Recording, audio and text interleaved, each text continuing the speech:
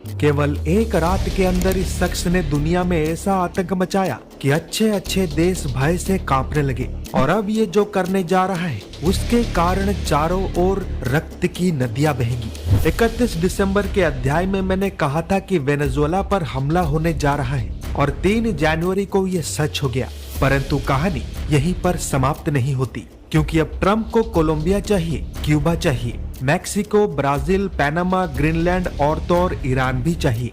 ये कोई मजाक नहीं चल रहा, बल्कि ये तृतीय विश्व युद्ध के अंतिम पड़ाव का शंखनाद है, जिसमें अमेरिका खुद को सुरक्षित करने के लिए छोटे छोटे देशों पर कब्जा करने में लगा है। परंतु बाकी के शक्तिशाली देश केवल मुख्य दर्शक बनकर नहीं रहेंगे, बल्कि उसका वही हाल करेंगे जैसा 600 साल पहले पंचसखाओं ने कहा था, यानी अंत, जिसका सूत्रधार भारत बनेगा।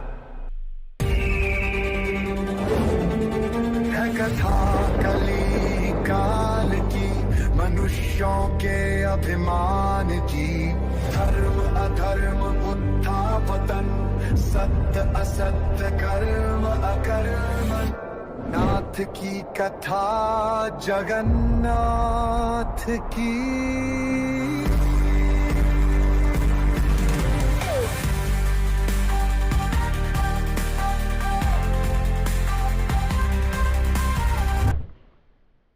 जय जगन्नाथ। मैंने कभी कल्पना भी नहीं किया था कि मेरे द्वारा लिखा गया भविष्य मालिका का डिकोडेड पुस्तक एक विश्वव्यापी परिवर्तन का कारण बनेगा। 13 वर्षों का मेहनत, धर्म स्थापना का दृढ़ संकल्प, आप सबका प्रेम एवं महाप्रभु जगन्नाथ जी के आशीर्वाद ने आज इस असंभव कार्य को भी संभव कर दिया है। फल स्वरूप पंचसखाओं का वो 600 साल पुराना संकल्प आज आंखों के सामने पूरा होते हुए दिखाई दे रहा है। संपूर्ण भारत में तहलका मचाने के पश्चात अब भविष्य मालिका दुनिया के सबसे बड़े B2C बुक फेयर यानी new Delhi world book fair में भी प्रदर्शित हो रहा है। इसी कारण यदि आप दिल्ली से हैं तो 10 से 18 जनवरी तक भारत मंडपम में आयोजित होने वाले इस पुस्तक मेला में शामिल होकर भविष्य मालिका को पढ़ सकते हैं एवं प्राप्त भी कर सकते हैं। फिर देर किस बात की, संपूर्ण विवरण पिंड कमेंट एवं डिस्क्रिप्शन में उपलब्ध है। रशियन प्रेसिडेंट व्लादिमीर पुतिन का भारत आना केवल ऑयल या वेपन डील तक सीमित नहीं था, बल्कि इसके पीछे एक ऐसा उद्देश्य छुपा है जो संपूर्ण पृथ्वी को बदल कर रख देगा। दरअसल पुतिन चाहते हैं कि भारत अब केवल एक जूनियर पार्टनर बनकर ना रहे, बल्कि एशिया का सबसे ताकतवर देश बने, जिसका मुख्य कारण है चाइना और अमेरिका। जब रशिया यूक्रेन युद्ध शुरू हुआ तब पश्चिमी देशों ने, विशेष रूप से यूएस ने रशिया पर भारी सैंक्शंस लगाए। फल स्वरूप चाइना दोस्त बनकर रशिया की कमजोरी का फायदा उठाना चाहा और रशिया के फाइनेंशियल सिस्टम पर कब्जा करने का प्रयास किया। लेकिन तभी रशिया का सबसे भरोसेमंद मित्र भारत सामने आया। भारत ने न केवल ऑयल के लिए रुपए रूबल ट्रेड किया, बल्कि एआई और स्पेस सेक्टर में भी रशिया की मदद की। साथ ही स्किल्ड लेबर्स के माध्यम से मैन पावर भी पहुंचाया, वो भी बिना किसी शर्त के। इसी भरोसे को देखते हुए पुतिन ने मोदी जी के सामने G2 कॉन्सेप्ट रखा, यानी द ग्रुप ऑफ 2। आसान शब्दों में कहूं तो अभी तक दुनिया को यूएस और चाइना 2 भागों में डिवाइड करके कंट्रोल करते आ रहे थे, लेकिन अब रशिया और भारत मिलकर उन्हें चुनौती देने जा रहे हैं। और बस इसी वजह से ट्रंप पगला गया है और हड़बड़ी में आकर पूरी दुनिया के अंदर आतंक मचा रहा है, बिल्कुल वैसे ही जैसे दिया बुझने से पहले जोर से जलता है। रात को 2 बजे पापा का कॉल आया, हार्ट अटैक, 5 लाख चाहिए। दिया बुझने से पहले जोर से जलता है। 31 दिसंबर 2025 को अध्याय 1362 में मैंने अति गहन विश्लेषण करके आप सबसे कहा था कि यूएस वेनेजुएला पर हमला करने जा रहा है। और विधि का विधान देखिए, 3 जनवरी 2026 की रात ना ही केवल ये भविष्यवाणी सच हुआ, बल्कि ये हमला कल्पना से भी अधिक भयंकर निकला। यूएस ने वेनेजुएला के स्ट्रेटेजिक मिलिट्री बेसिस पर हमला ही नहीं किया, बल्कि उनके राष्ट्रपति का अपहरण करके उसे सीधे यूएस के जेल में डाल दिया, वो भी उसके पत्नी समेत। यह ऑपरेशन इतने अचानक, इतने तेजी से और इतने सफाई से किया गया कि वेनेजुएला की सेना को सोचने समझने तक का अवसर भी नहीं मिला और देखते ही देखते संपूर्ण देश पर यूएस ने नियंत्रण कर लिया। परंतु यूएस ने ऐसा किया ही क्यों? ध्यान से सुनिए एवं समझिए। पश्चिमी गोलार्ध में अमेरिका एक विशाल कॉन्टिनेंट है जिसमें यूनाइटेड स्टेट्स ऑफ अमेरिका सबसे प्रमुख देश है, परंतु इसके अलावा भी बहुत से छोटे छोटे देश उपस्थित हैं, विशेष रूप से लैटिन अमेरिकन कंट्रीज जैसे कि क्यूबा, मैक्सिको, कोलंबिया, ब्राजील एवं वेनेजुएला, जो यूएस को पसंद नहीं करते। इसी का फायदा उठाते हुए रशिया एवं चाइना इन्हीं देशों पर अपना पकड़ मजबूत करना चाहते हैं ताकि यूएस को उसी के कॉन्टिनेंट में घेरा जा सके। इन सब के अलावा इन सभी देशों के अंदर प्रचुर मात्रा में rare earth minerals, precious metals एवं क्रूड ऑयल का भंडार भी उपस्थित है, जिस पर यूएस, चाइना और रशिया का नजर है। एकमात्र वेनेजुएला के पास ही पृथ्वी पर कच्चे तेल का सबसे बड़ा भंडार मौजूद है, जिसको यूएस सैंक्शंस के कारण रशिया और चाइना बहुत ही कम मूल्य पर खरीदते थे और दुनिया में बेचकर मोटा पैसा कमाते थे, वो भी बिना डॉलर में व्यापार किए। इसी कारण यूएस के पेट्रो डॉलर सिस्टम को बहुत ही ज्यादा नुकसान हो रहा था और पेट्रो डॉलर वही अदृश्य शक्ति है जो यूएस को सुपर पावर बनाए रखता है। और तो और ट्रंप अपने ही घर में घिर चुके हैं, इकोनॉमी कुछ खास आगे नहीं बढ़ रहा और जल्द ही मिड टर्म इलेक्शंस भी होने वाले हैं। साथ ही यूएस के ऊपर इतना अधिक कर्ज हो चुका है कि आने वाले कुछ महीनों में वो खुद ही डूबने वाला है। इन सभी कारणों से ट्रंप ने वेनेजुएला पर हमला करके उसे कब्जा कर लिया। चलो इतना तक तो ठीक था, लेकिन ट्रंप यहीं पर नहीं रुकना चाहता।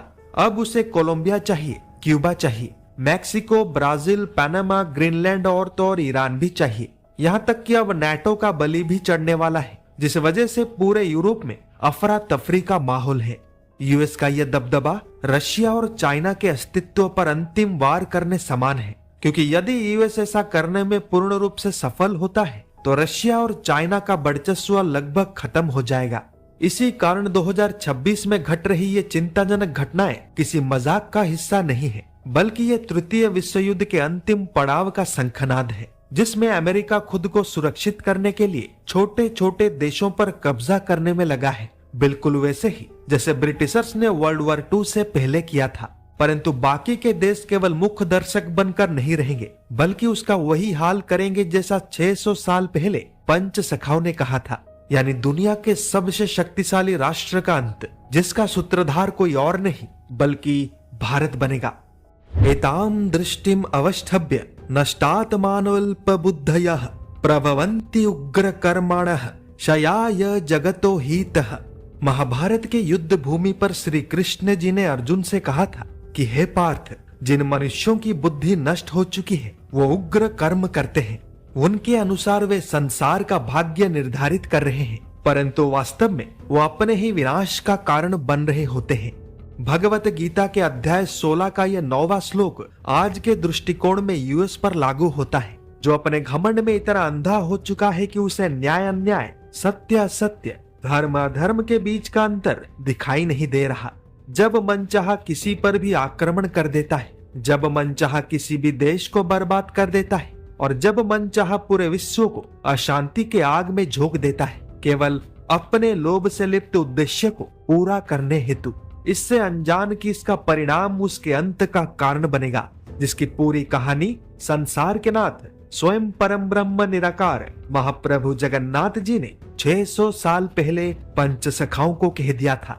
संत गुरु अच्युतानंद भविष्य मालिका के माध्यम से कहते हैं कि अढ़ई बरस घोर उत्पात 26 अंक को ना श्मशान पराय ए सारा संसार उछर्ण होइब सिना। अर्थ 2.5 वर्षों तक भीषण रक्तपात 26 अंक से देख लेना, शमशान में परिवर्तित हो जाएगा यह पृथ्वी, अवश्य स्मरण रखना। 26 अंक यानी प्राचीन ओडिया पंचांग एवं छत्तिया धाम के अंक गणना अनुसार अप्रैल 2026 से अप्रैल 2027 तक का कालखंड, जिस दौरान मीन राशि में शनि विराजमान रहेंगे। और आज 2026 के आरंभ से ही यूएस से लेकर ईरान तक जब पूरा विश्व हिंसा के आग में झुलस चुका है, तब प्रश्न ये उठता है कि इस भविष्यवाणी के अनुसार अब आगे क्या होने वाला है। ज्यादा खुलकर तो नहीं बता सकता, परंतु कुछ मुख्य बातों को सांकेतिक भाषा में निश्चित रूप से प्रकाशित करूंगा। यूएस वेनेजुएला पर हमला कर चुका है, अब वो अन्य लैटिन अमेरिकन देशों को निशाना बनाएगा। इसी बीच चाइना ताइवान को नहीं बल्कि भारत और जापान पर निशाना साधेगा। फिर यूएस चाइना को समुद्र में चुनौती देगा। साथ ही यूएस और इजराइल मिलकर ईरान पर हमला कर देंगे, परंतु इस युद्ध में कोई भी विजयी नहीं होगा। बिल्कुल वैसे ही जैसे अफगानिस्तान में हुआ था। इन सब के बाद कमजोर पड़ चुका यूएस मिडिल ईस्ट से बाहर निकल जाएगा और इजराइल मिडिल ईस्ट पर हमला कर देगा। यानी 2026 में बहुत ही कॉम्प्लेक्स जियोपॉलिटिकल सिनेरियो बनने जा रहा है, जिसमें कौन किस पर हमला करेगा और कब कौन सा देश तबाह हो जाएगा साधारण लोग समझ भी नहीं पाएंगे। परंतु चिंता इस बात को लेकर है कि इन सभी संघर्षों में ऐसे ऐसे अस्त्रों का प्रयोग होगा जिसको दुनिया ने पहले कभी देखा तक नहीं होगा। और अंत में जब ये सभी देश कमजोर पड़ चुके होंगे तब भारत रशिया के साथ मिलकर अपना विश्वव्यापी अभियान आरंभ करेगा, यानी कलयुग का महाभारत। भविष्य मालिका में लिखी बातों को आज के समाज में खुलकर बयां करना अत्यंत कठिन कार्य है, क्योंकि हर जगह सत्य को कुचलने का प्रयास हो रहा है। परंतु मैं अपने सीमित ज्ञान अनुसार हर एक सनातनी को भविष्य में होने वाली घटनाओं के प्रति सतर्क करने का प्रयास कर रहा हूँ, और ये इसीलिए संभव हो पाया है क्योंकि ये स्वयं शून्य परम ब्रह्म का इच्छा है, ताकि उनके भक्त इस कठिन कालखंड में भी धैर्य न खोते हुए दृढ़ संकल्प के साथ कर्म एवं धर्म के मार्ग पर चलते रहें, ताकि एक दिन इस संसार पर पुनः सत्य का स्थापना हो सके। बाकी इस पर आपका क्या विचार है अवश्य कमेंट करें। वीडियो को ज्यादा से ज्यादा हाइप, लाइक एवं शेयर करें। परिवार का सदस्य बनने के लिए सब्सक्राइब पर एवं भविष्य मालिका का इंग्लिश या हिंदी पुस्तक प्राप्त करने के लिए पिंड कमेंट एवं डिस्क्रिप्शन में दिए हुए लिंक्स पर क्लिक करें। साथ ही मुझे इंस्टाग्राम और फेसबुक पर भी फॉलो करें। मिलते हैं एक और अध्याय में कुछ नए तथ्यों के साथ। तब तक के लिए जय जगन्नाथ, जय पंचसखा, जय हिंद।